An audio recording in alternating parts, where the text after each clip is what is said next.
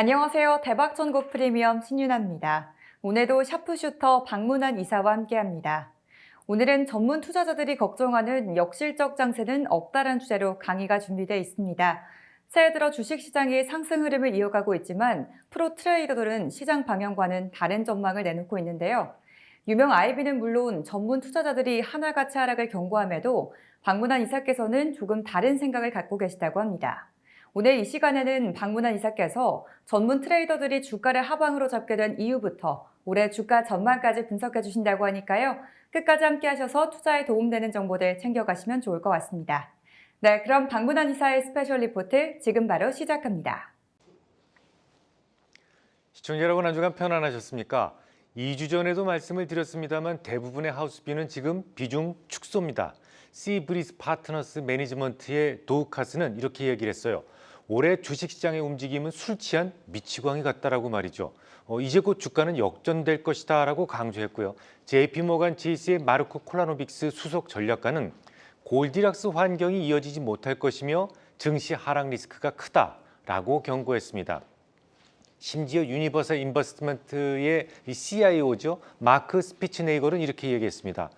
금융 역사에서 가장 큰 일촉즉발의 시한폭탄이다. 1920년대 후반보다 더 심각하며 비슷한 흐름으로 갈 것 같다. 라며 대공황과 비슷한 수준의 폭락이 있을 것이다.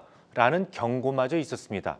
유명 IB는 물론이고 헤지펀드와 같은 전문 투자자들은 하나같이 하락을 경고하고 있었는데요. 하지만 시장의 방향은 반대로 움직였죠. 결국 지난주 일부 헤지펀드들은 7년여 만에 가장 큰 규모로 숏 커버를 시작하기도 했었습니다. 자, 그렇게 되면 궁금해집니다. 왜 프로 트레이더들은 하나같이 방향을 하방으로 잡았을까요? 그것도 아주 강한 확신과 함께 말이죠. 1970년대에서 80년대부터 주식을 하지 못했더라면 절대로 알 수 없는 중요한 몇 가지를 놓치고 있기 때문입니다.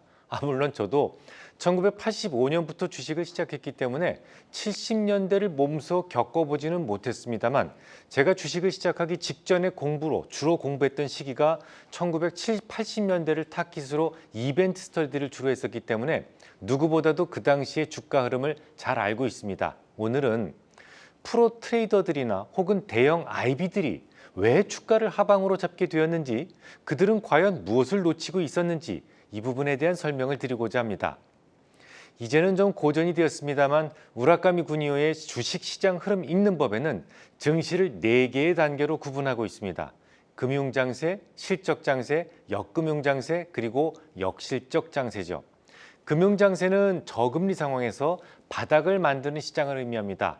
에너지가 그렇게 충분하지 않기 때문에 금융주라든지 혹은 정부 정책 수혜주 위주로 빠른 순환매가 특징이죠. 실적 장세는 낮은 금리를 바탕으로 경기가 좋아지면서 거의 모든 기업들의 주가가 흐름이 좋아지는 시기입니다. 업종에 관계없이 대부분의 종목들이 가파르게 상승하기 때문에 전체 스테이지를 통틀어 가장 행복한 단계라고 할 수 있죠. 역금융 장세는 모든 기업들이 고금리로 인해 부담을 느끼기 시작하는 단계인데요. 갑자기 급락하는 종목도 간간이 있지만 전반적으로 풍성함은 유지되고 있는 시장입니다. 그래서 역금융 장세를 증시의 가을이라고도 표현하죠. 역실적 장세는 가장 참혹한 시기죠. 결국 고금리 상황이 침체를 만들어 기업들의 이익을 쪼그라뜨리면서 대부분의 종목들이 가파르게 하락을 하는 단계입니다. 하지만 모든 단계에서 모든 종목이 언제나 일률적으로 움직이진 않아요.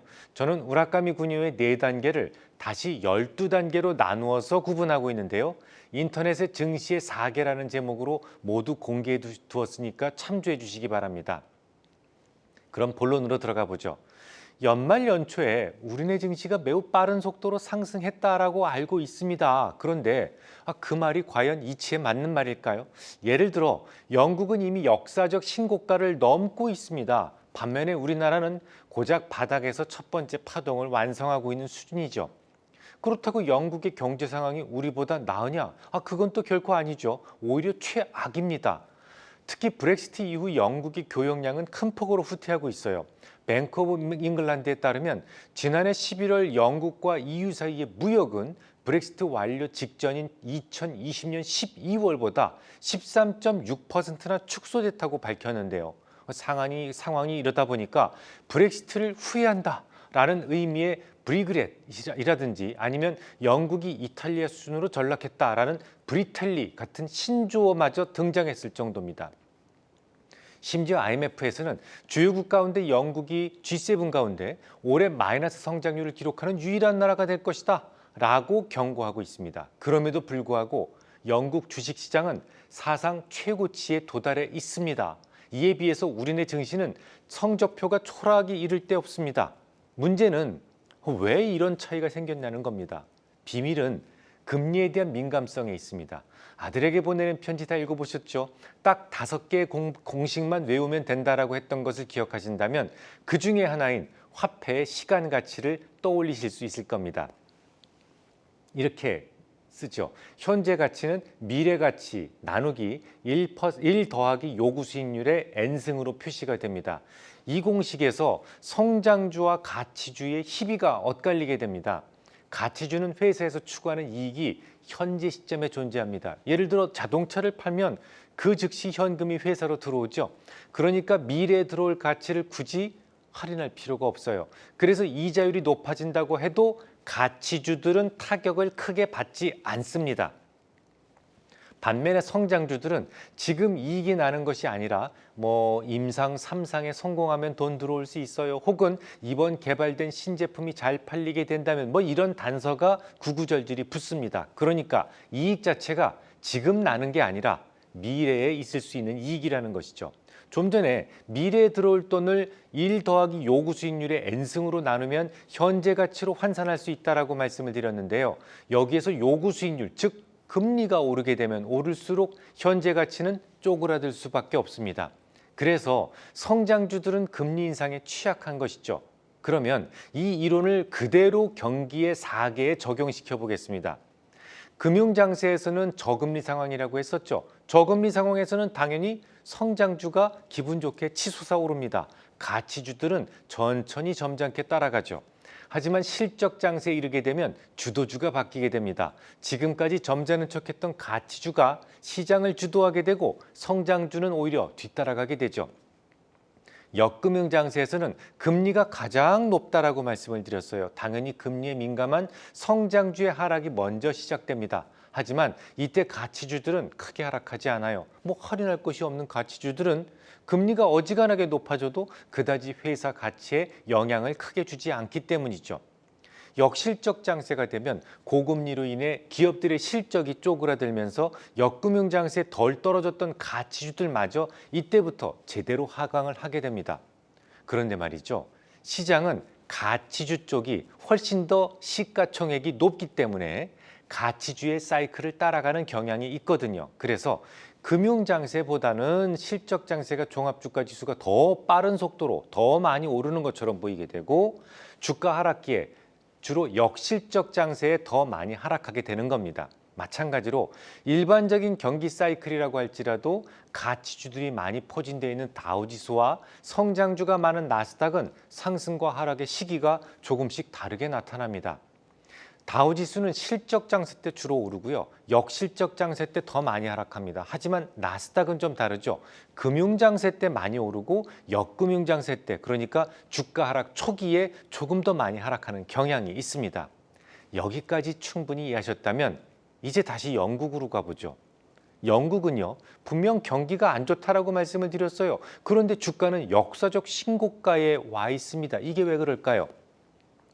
바로 영국이 가치주 위주로 구성되어 있기 때문에 그렇습니다. 영국 주식시장은 금융 그리고 에너지 비중이 압도적으로 높습니다. 전체 시총으로 본다면 성장주 대비 가치주가 대략 2배 정도 되죠. 가치주는 이익이 어디 있다고 말씀을 드렸죠? 미래에 있지 않고 지금 당장 현재 시점에 존재하기 때문에 금리가 올라도 할인을 할 필요가 없다라고 말씀을 드렸어요. 그러니까 금리가 마구잡이로 올라도 영국 시장은 타격이 크지 않습니다. 여기에 추가적인 이벤트가 하나 더 있었습니다. 지난 2022년 대규모 감세 해프닝이었죠. 대규모 감세안을 내놓자마자 시장에서는 길트체에 대한 부정론이 확산되기 시작했습니다. 채권 가격이 급락하기 시작했죠. 금융시장에서는요. 신뢰를 잃는 것은 단 한순간에 불과합니다. 어쩔 수 없이 영란은행은 2022년 9월 28일부터 10월 14일에 걸쳐 국채 시장의 안정을 위해서 무제한 국채 매입을 단행하게 되죠. 그러니까 남들은 양적 완화 다 끝내고 긴축하는 상황이었는데 영국은 나홀로 양적 완화를 한 번 더 했다는 얘기입니다. 그로 인해 파운드화의 가치가 추락을 했고요. 파운드화 가치 추락했으니까 물가는 올랐겠죠. 소위 물가 효과까지 가세할 수 있었습니다. 물가 효과가 뭘까요? 물가 효과는 명목상의 기업 이익을 증가시키게 됩니다. 물가가 오르는 만큼 그에 매칭해서 매출과 이익이 함께 증가하기 때문이죠. 결국 영국은 금리에 대한 악재는 최소화시킬 수 있는 체질, 즉 가치주 위주의 구성을 가진 데다가 물가 상승으로 인한 소위 물가 효과까지 가세하면서 주가는 나홀로 승승장구할 수 있었던 겁니다. 반면에 작년에는 나스닥의 하락폭이 상당히 컸죠. 우리나라도 마찬가지고. 나스닥은 성장주 비중이 많습니다. 성장주들에게는 금리가 매우 중요한데요. 심지어 75베이스 포인트씩 소위 자이언트 스텝을 이어가는 바람에 나스닥의 하락폭이 훨씬 더 클 수밖에 없었던 것이죠. 지난해 다우지수는 한 자릿수 낙폭을 기록했는데 반해서 나스닥은 지난 12월에 8.7% 하락한 것을 포함해서 2022년도에만 무려 33.1%나 급락했던 이유가 설명됩니다. 자, 이제 앞으로가 중요한데요. 이제 앞으로 어떤 일이 벌어지게 될까요? 원칙대로라면 금리 인상의 시기가 있었잖아요. 그렇죠? 역금융 장세가 있었습니다. 이제 그 금리 인상으로 인해서 기업들의 실적이 쪼그라드는 역실적 장세가 도래하게 되겠죠. 그러면 가치주가 크게 자빠지면서 주가는 작년보다 훨씬 더 빠른 속도로 하락하게 될까요? 아마도 대형 IB들이나 프로 트레이더들이 생각하는 방향이 아마 그럴 겁니다. 일반적으로 역금융 장세보다는 역실적 장세 때 더욱 가혹하게 하락했었다는 것을 더 많이 경험했던 노련한 트레이더일수록 주가 하락에 대한 확신도 컸을 겁니다. 하지만 말이죠. 지금은 금리 상승이 거의 막바지인 시기입니다. 금리보다는 물가 효과를 더 많이 감안해야 한다는 말이죠. 제 생각이 맞다면 그 두려운 실적 장세는, 역실적 장세는 마치 이슬처럼 사라지게 될 겁니다. 앞서 영국의 예에서 들어드렸던 물가 효과 때문입니다. 금리 인상으로 인해서 받을 수 있는 충격은 이미 작년에 대부분 받았잖아요.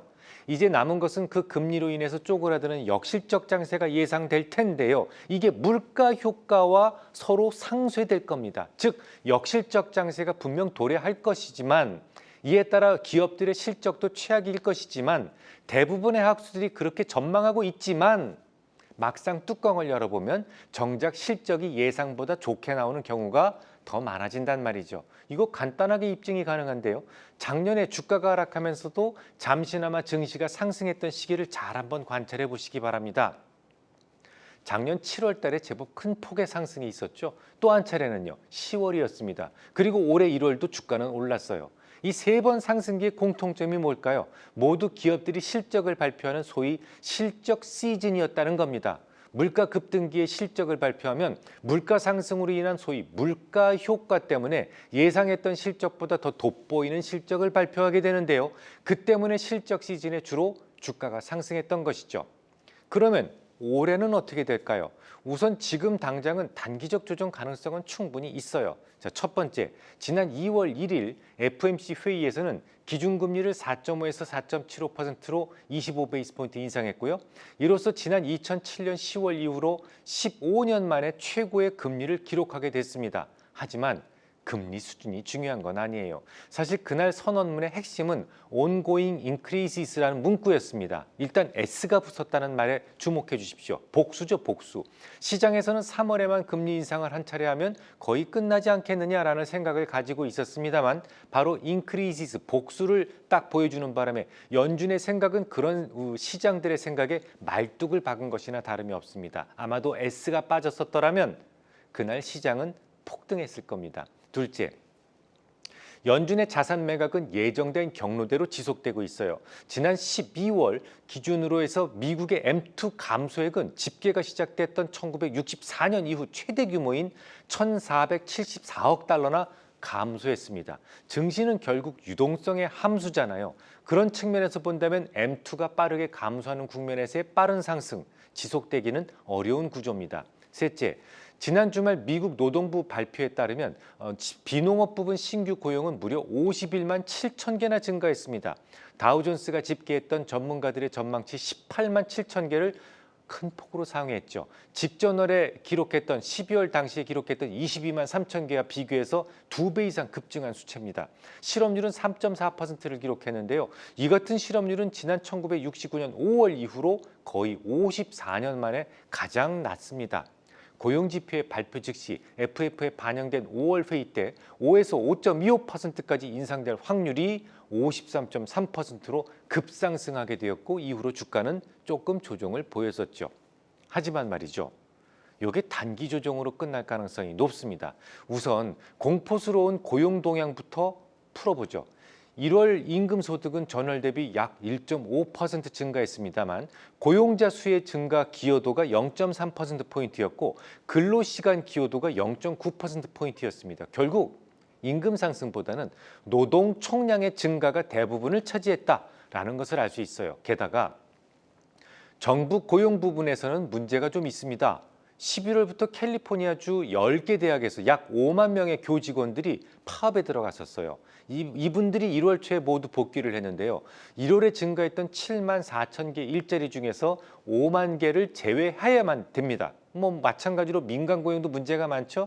지난해 12월 달에 한파로 인해서 이연 효과도 고려를 해야만 합니다. 또한 전년 동월 대비 임금 상승률 4.4%로 또 둔화됐는데요.